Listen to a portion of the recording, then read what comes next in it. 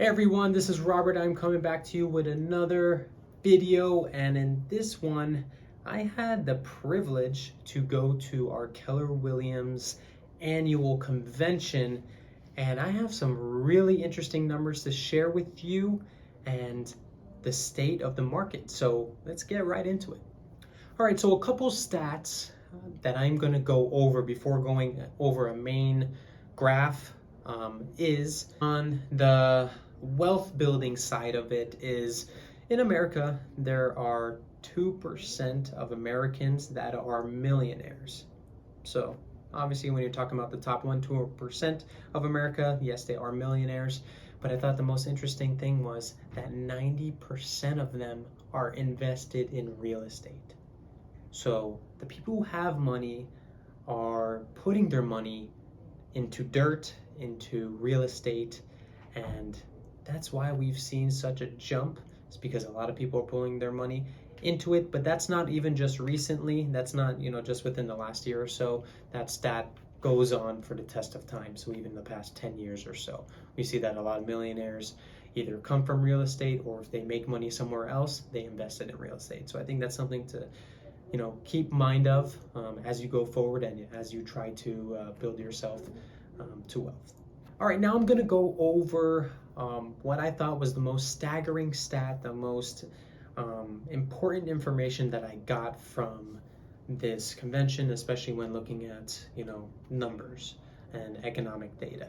So when looking at the late 80s to early 90s, we had a price point of about 95,000 average for a price of a home. Now, if you take in just standard inflation, which is usually about 2%, okay, follow me. I know it's a lot of numbers, but just follow me for a second. The price of what a home should be today, based on the 2% inflation, is about 218,000.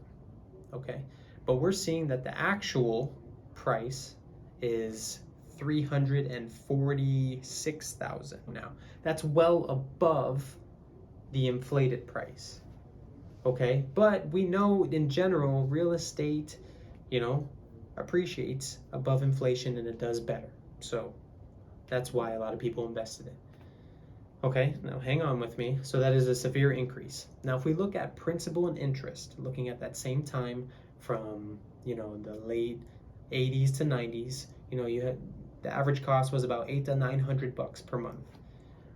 Now, if you take that 2% from the 90s till now, the principal and interest only, just looking at principal and interest per month, should be at $1,900 per month. Now, that is not the case. What it actually is about $1,480 per month. So we have prices that increased higher than inflation, but we have principal and interest that is well below. So that explains of how much interest rates impact our industry.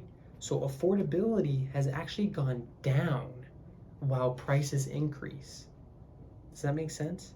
So when looking at this market, you're probably saying, wow, it's so overinflated, it's such high prices, it's pricing out. Yes, I understand, and that's all part of it. But when you're looking at the interest rate in comparison to history and in comparison to how much it costs for you to live per month, it actually is well below inflation. So I thought that was a very interesting stat, and how we can see the health of the market and where it's at. So if you need a little bit more clarity on that, please feel free to reach out. Happy to go over any of that. So that was one. Now I want to touch on one more statistic I thought was very interesting, and then we'll wrap it up. All right, the next stat, and on the chart that I'm going to show here, is that real estate, and they gave this as a conservative average increase is about 4.4% per year. So when we're looking at prices, back in that same time around the 90s, if we take that 4.4%, we see this blue line here. That blue line goes as a standard 4.4% throughout time, because that's what real estate usually appreciates. Well, we had some issues back in the 07, 08, where it was well above that blue line and then went way below. And this is just talking about the prices of real estate. So it went way below, and then now we're playing catch up. We've been playing catch up for the past decade. And so what I thought was interesting is the prices right now, you're seeing them go 30% and something like that within a year. And I'm thinking, man, this is way overinflated. It's too high a price. It's just not right. But if you look at this graph and this chart, what they showed us, and this is not exactly the chart that they showed us, I made this myself to give you a visual. But it's exactly what they were portraying to us. This chart here, if you take that 4.4% trend and the prices of where they're at now, we are just getting above that for the first time since 08. For the first time, so we're just above it. So if you take from the 90s and you just do 4.4% over time, we're just above it for the first time. We've just broke above that trend line. It's not like we're way above, even with all these appreciation going on. So I thought that was very interesting to see that almost we're at where we should be as far as prices. Okay, now if they continue going up 10% per year, okay, that's where we're gonna see a big gap.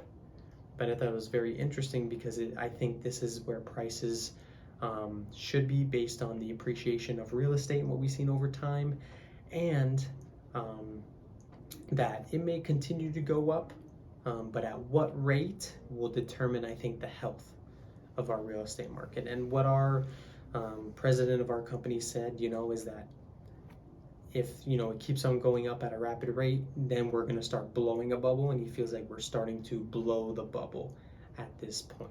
Not that it's ready to pop, because there's still a lot of health behind this market, but depending on the acceleration within the next few years, will really determine where we go from there and how on edge we should feel. But if you're looking at real estate as a 10-year plus investment, or just a home that you want to stay in, as we see real estate appreciates 4.4% per year, and if you're looking at the long-term play, guess what? No matter what happens in the middle, you're going to end up on top, and you're going to end up with a price that's way higher than the price of today. So I hope that clarifies it. I thought this was really good information. I know it's a lot of numbers and a lot of information I'm throwing at you.